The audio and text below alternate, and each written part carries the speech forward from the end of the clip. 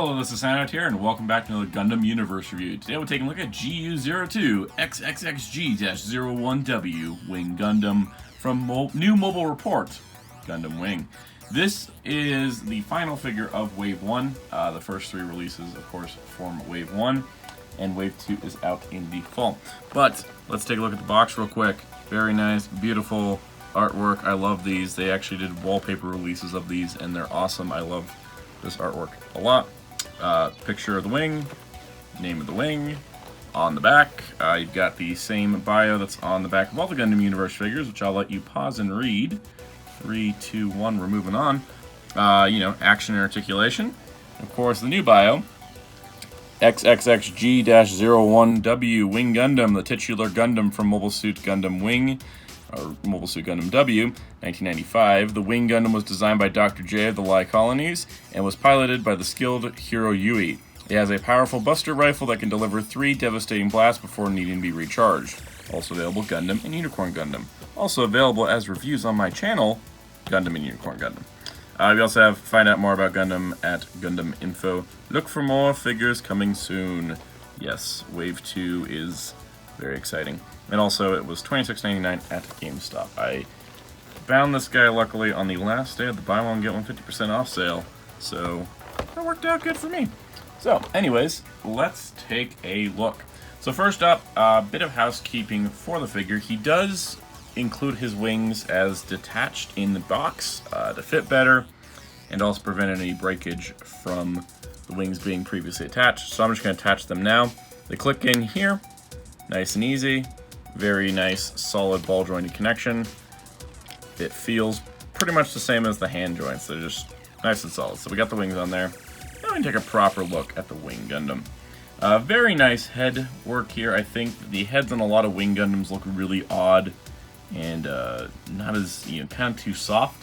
And very sharp and angular. I like it. I do like the modification to the shoulder design to add a little bit more of the white part here. So you get that. Because these don't have to fold down to form the bird mode, it kind of gives it a more stylistic choice. Same thing with the arms. A lot of the Gundam Universe figures have more angular designs than straight designs to be anime accurate, which I really like. And so you've got like a lot of great stuff there. And of course, the hands are the same as the other figures. Very nice skirt and down to the feet. All kinds of details all over the place. I love what they did with the wings. The wings can actually fold completely flat, as well as fold completely out. These move here and here. I would love it if they retooled this into the Wing Gundam Fenice so we could have some really cool wing cape action. The head is ball jointed at 2 different places. This one actually, I was able to pop it off just now. That was a total accident, but it happened. Shoulder joints are ball jointed. Very nice movement. I think the range of movement on this guy is better than the other two in the line. You got that. You got a double jointed elbow, which this part moves completely out of the way.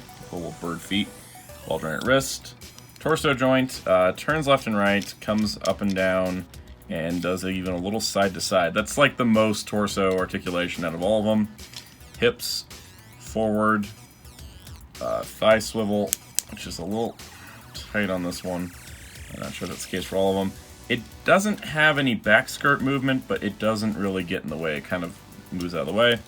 Double jointed knee goes pretty good. And then, of course, a ball jointed ankle. 3 different positions, plus the foot pivots all over and the armor there. No pivoting thrusters, by the way, in case anyone was wondering. Now, of course, Wing Gundam has all this articulation for a reason, because it comes with accessories. So let's take a look at those. First up, we got the shield. The shield is very cool. I love the design of the shield. It's the front of the bird mode, which just doesn't transform. So you get kind of a bigger, beefier shield, which I really like. And unfortunately, the one thing I'm going to complain about this figure is that there's no beam saber handle or beam inside. So this does not pull down and transform. Like, I'm just going to do this real quick. On the high grade, beam saber handles right there. Of course, there's some more stuff there, but you get a more solid shield, but you don't get a beam saber. And I think that was probably because he's got the wings and the beam rifle and the beam shield, all of that. Now, what's cool is that the handle can actually come out and readjust. So you can have it repositioned here. You could have it folded away. I like how the handle isn't just a removable piece that doesn't go anywhere, like that. So if you want to just clip to his arm, but if you want him holding it, you have that option as well. And then in addition to that, of course, the beam rifle, which is pretty cool. It's got 3 canisters for the 3 shots. Nice gold on the bottom. Very, very nice look overall. And then he comes with similar accessories to the other ones. He's got a trigger hand, a normal hand, and then he's got a stand clip, as well as a shield clip. Now the shield clip here is kind of interesting because it doesn't look like it works all that well, but it actually works really good. So you got that. We're going to swap him over. I always like having Wing Gundams with shields and rifles. I don't use the Beam Saber as much, so I'm not missing it, but it is a knock against the figure, just because, hey, the others come with Beam Sabers. This one, I mean, they also would have had to create like a new green blade for it, but, you know, what can you do? If you really wanted to, you could probably swap over a Beam Saber from one of the other 2 Gundams. Unicorn, I know, has a few extra handles. It just won't look right.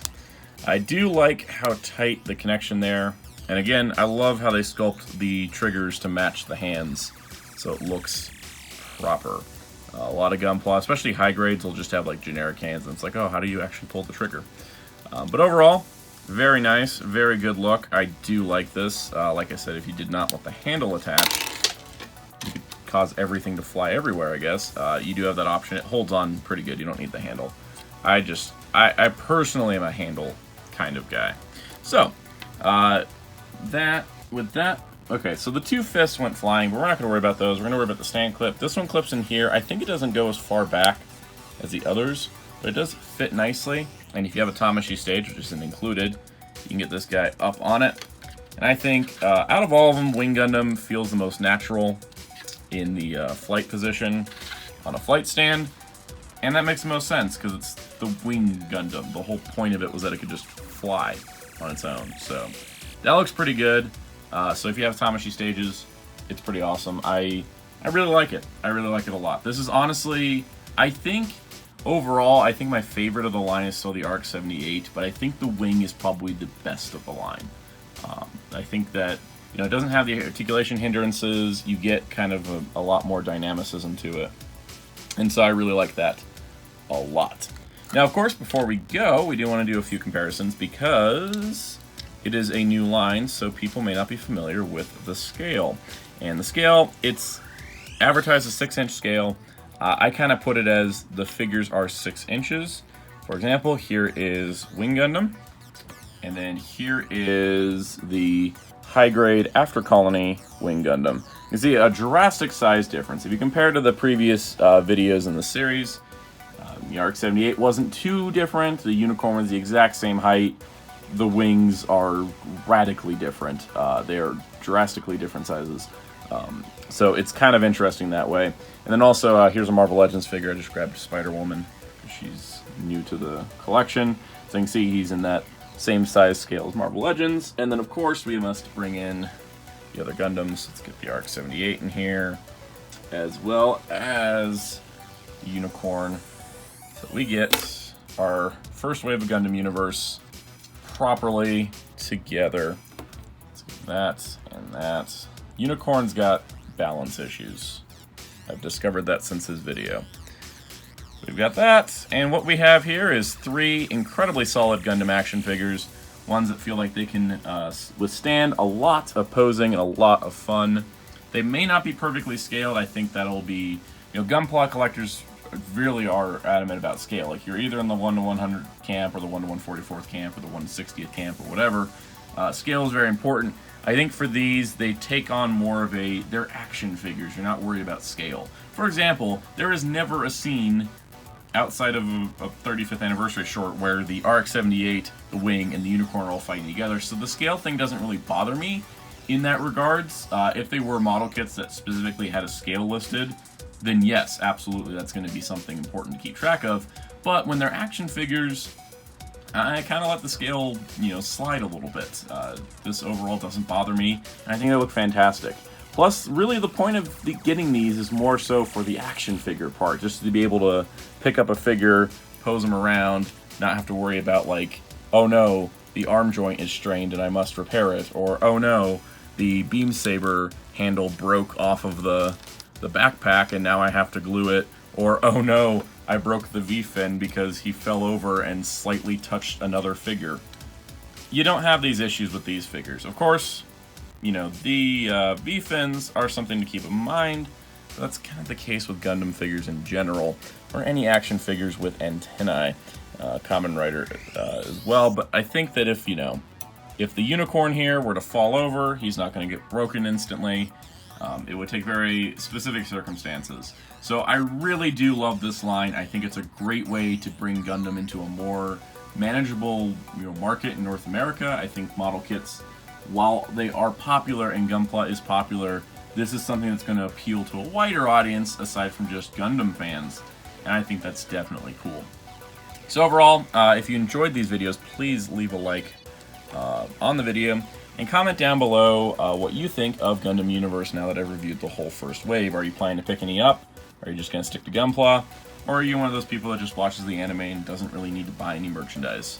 For that, I slightly envy you. But then again, there's a lot of Gundam Blu-rays that come out, especially around this time of the year. So, overall, I enjoyed reviewing these figures. I definitely like them. Like I said, picked them up at GameStop. They were $26.99. You can find them online for about $24.99 to $26.99, depending on where you look. Absolutely worth it. If you think that you want a very articulated figure of the Unicorn, the Wing, or the RX-78, these are definitely the route to go. So check out Hero Club for future Gundam Universe news and more. And Ryan Dark643 on Twitter. He is a graphic artist. And check out all the social media links at the end of the video if you so desire. Until next time, this is Soundout saying goodbye.